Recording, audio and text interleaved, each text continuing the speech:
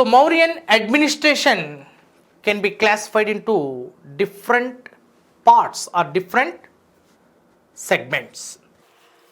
Centralized system of governance, or the governance at central level, governance at central level, or central government. What is it? Central government. And next, local administration, military administration, revenue administration, police, and judicial administration, law and order, judicial administration. Next, spy system. Next, transport. These all are the various segments of Mauryan administration. So first of all, central government. Let us discuss the various provinces of Mauryas. So mainly the kingdom was divided into 4 patas. Mauryan kingdom was divided into patas.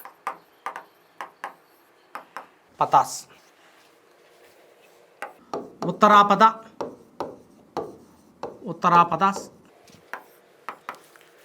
Dakshinapada, Prachyapada,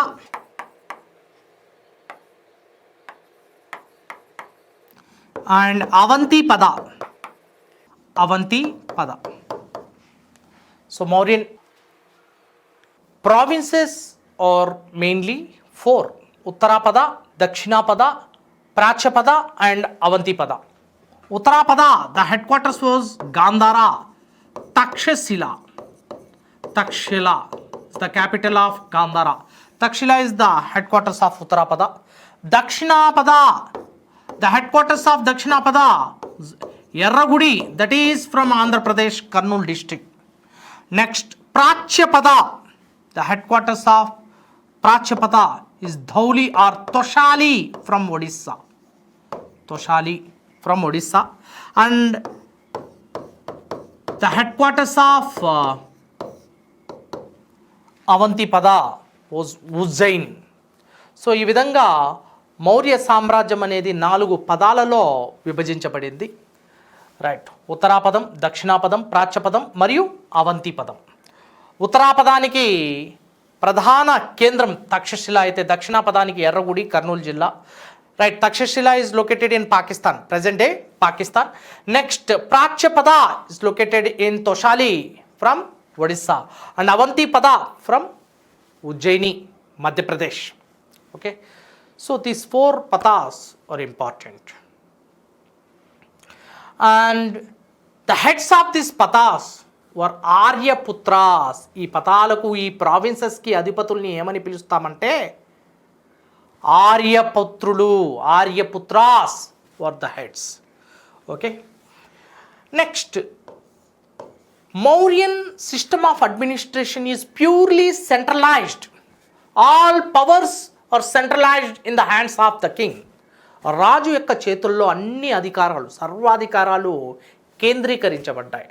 అన్ని అధికారాలు కూడా రాజు యొక్క చేతుల్లో కేంద్రీకరించబడ్డాయి. దీన్నే కేంద్రీకృత ధోరణులతో కూడిన రాజకీయ వ్యవస్థ అని చెప్పచ్చు, లేదా రాచరిక వ్యవస్థ అంటాం.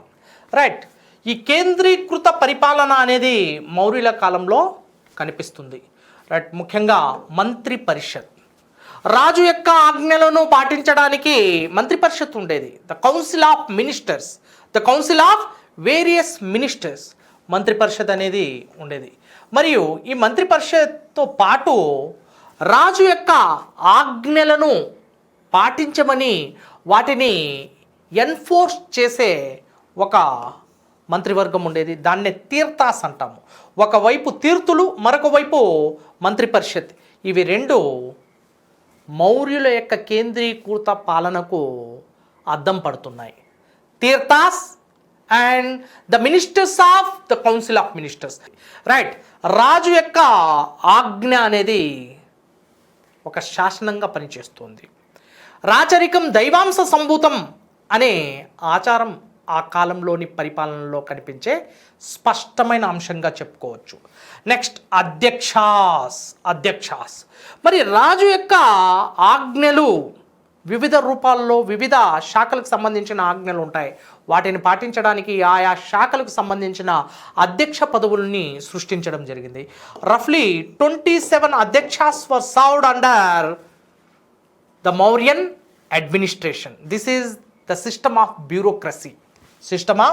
Bureaucracy or bureaucrats. Right. See here.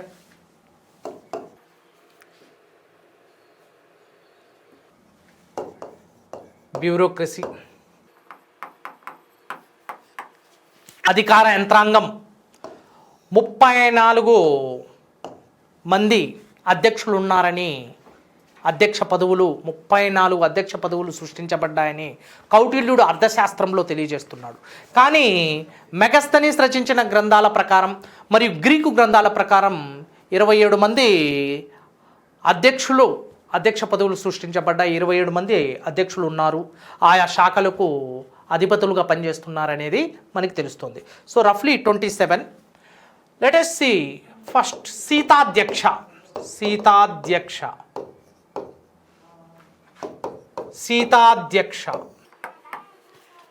Head of agriculture. వ్యవసాయ భూములకు అధిపతినే సీతాధ్యక్ష అని పిలిచారు. వ్యవసాయ భూములకు అధిపతినే సీతాధ్యక్ష అంటున్నారు. వివితాధ్యక్ష, సీతాధ్యక్ష, పాణ్యాధ్యక్ష. నెక్స్ట్ కుప్యాధ్యక్ష, పౌతవాధ్యక్ష,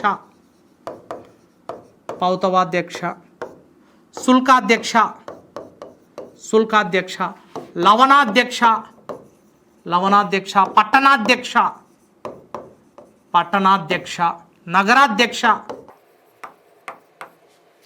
నగరాధ్యక్ష. నెక్స్ట్ దుర్గపాల. So various positions were created. Sitadhyaksha, head of agriculture department. Vivitadhyaksha, head of pasture lands. Panyadhyaksha, head of trade and commerce or trading activities. Kupyadhyaksha, head of forest department. Pautavadhyaksha, weights and measurements. Sulkadhyaksha, head of tolls or toll taxation. Lavanadhyaksha, head of salt industries. Pattanadhyaksha, head of premium port cities or dockyards.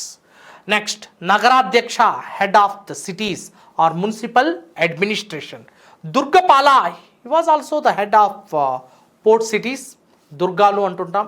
ముఖ్యంగా ఈ దుర్గాలు రేవు పట్టణాల్లో పనిచేసే అధికారులందరికీ ఇతడు అధ్యక్షుడుగా నియమించబడతాడు.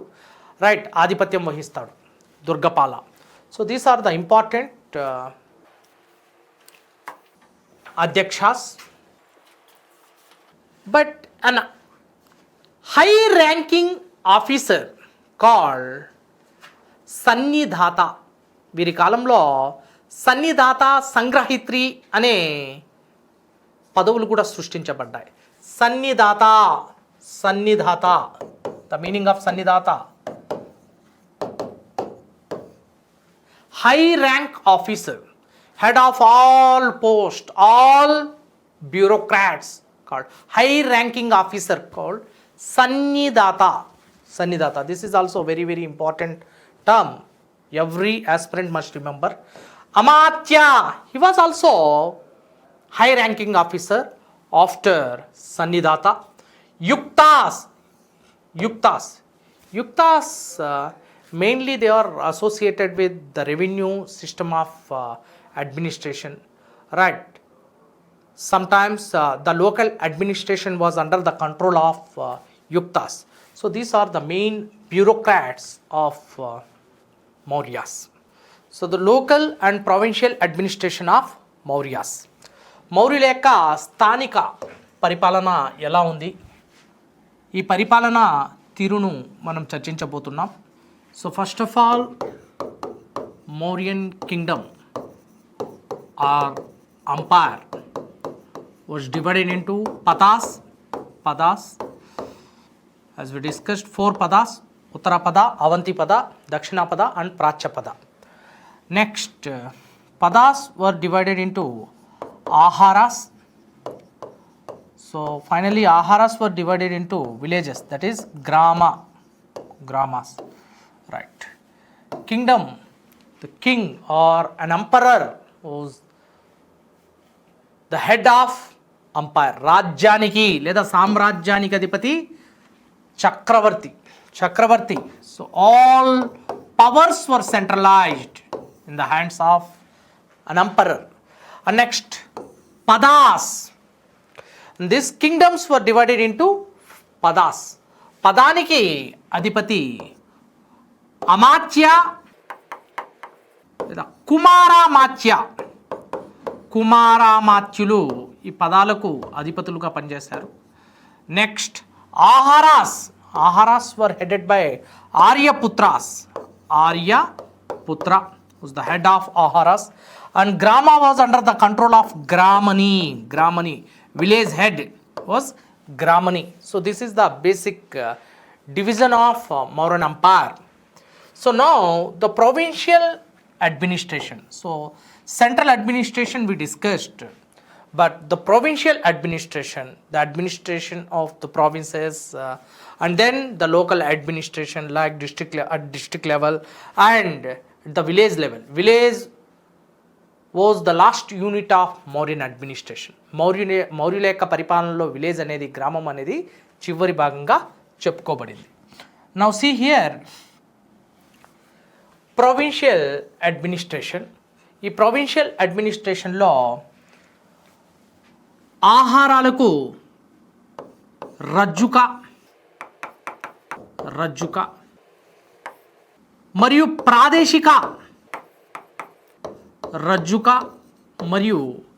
ప్రాదేశిక అనే అధిపతులు ఉంటారు. ఈ రజ్జుక అనేవాడు రెవెన్యూ అధికారి, head of the revenue administration at district level. And Pradeshika, he controls the law and order. Or police administration, head of police administration, శాంతి భద్రతలను కాపాడేవాడే ప్రాదేశిక. So this is at provincial level. So గ్రామ పరిపాలనలో ముఖ్యంగా స్థానిక మరియు యుక్త అనే అధికారులు కూడా ఉండేవారు. మరియు యుక్త అనే అధికారి రెవెన్యూను వసూలు చేసి రెవెన్యూ పరిపాలనలో క్రియాశీలకంగా వ్యవహరించేవాడు. స్థానిక పోలీసు పరిపాలనని నిర్వహించేవాడు. సో ఈ విధంగా ప్రొవిన్షియల్ లోకల్ అడ్మినిస్ట్రేషన్లో యుక్త మరియు స్థానిక అనే అధికారులు కూడా క్రియాశీలకంగా వ్యవహరించారు. రైట్, వీరు డిస్ట్రిక్ట్ లెవెల్లో పనిచేస్తున్న రజ్జుక మరియు ప్రాదేశిక అనే అధికారుల కింద పనిచేస్తున్నారు. So this is about local and provincial administration. Next, the military administration of the Mauryas. Military అనేది ఇక్కడ 6 భాగాలుగా విభజించబడింది.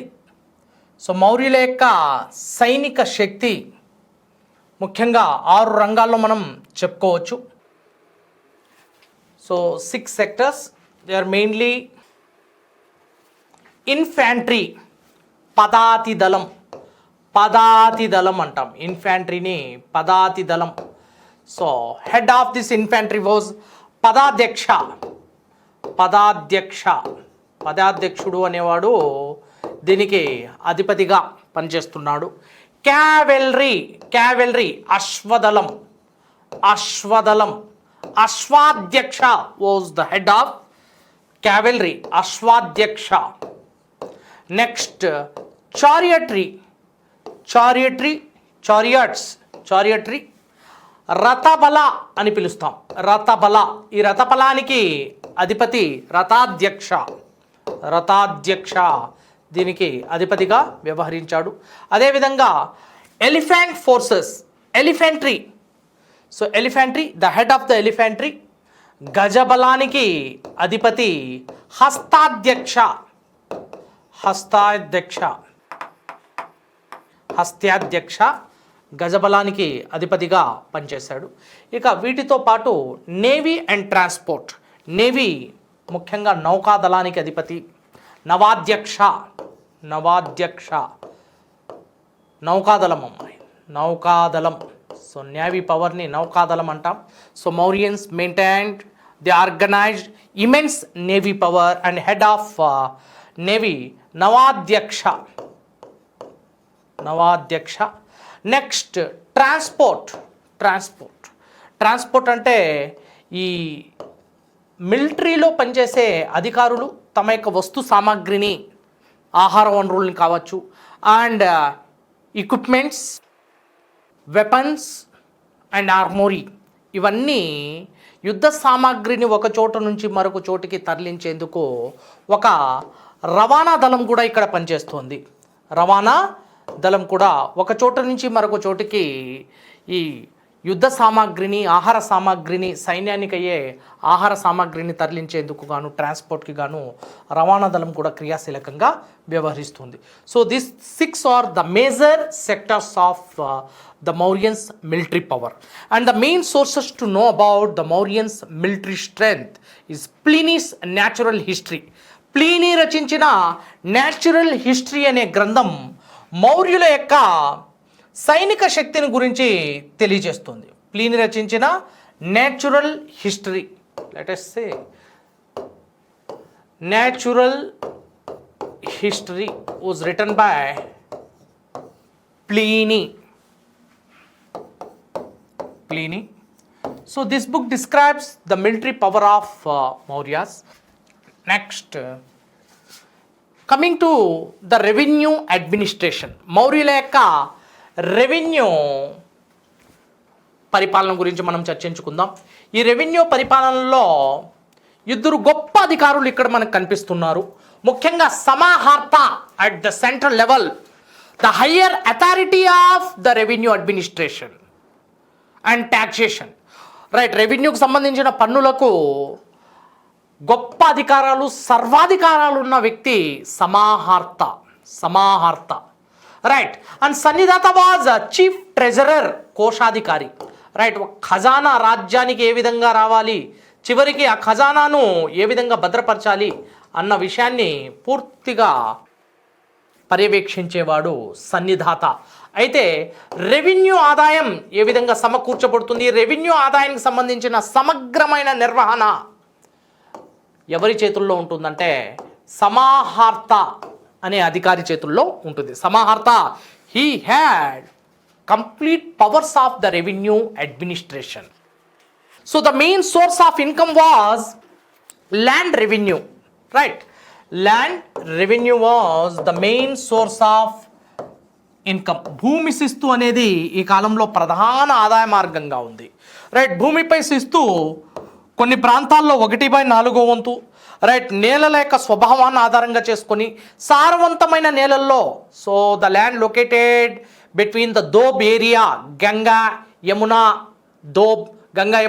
అంతర్వేది ప్రాంతంలో, where the alluvial soil, high fertile lands are available. Here the land revenue is very high. So 1/4 part of the total production.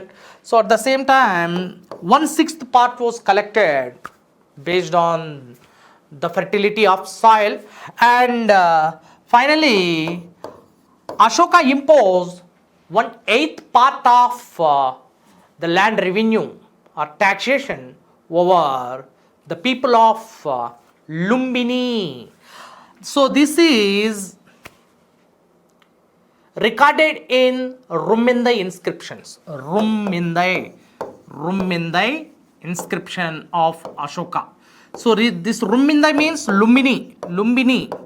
Lumbini is the birthplace of the great, honorable, noble and respectable man Gautama Buddha or Siddhartha. So Ashoka had faith in Buddhism. He had a strong faith in Buddhism, and he had a strong love on Buddhism. So Ashoka had faith and love towards Buddhism, so he gave tax relaxation on the birthplace of Gautama Buddha or Siddharth, and that is Lumbini.